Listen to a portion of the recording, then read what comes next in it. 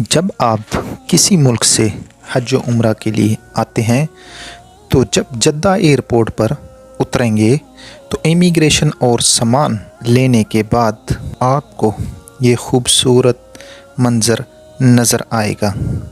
Fish aquarium यानी मछली घर आपको नज़र आएगा। इसमें छोटी शार्क, स्ट्रिंगरी और बहुत सारी खूबसूरत समुद्री मछलियाँ एक बहुत प्यारा नज़ारा पेश करती हैं। इसमें सफाई के लिए और मछलियों की सेहत की देखभाल के लिए सी डाइवर भी आपको नज़र आएगा।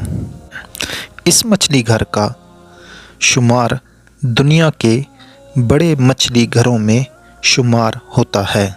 इसकी ऊंचाई 14 मीटर, डायामीटर 10 मीटर और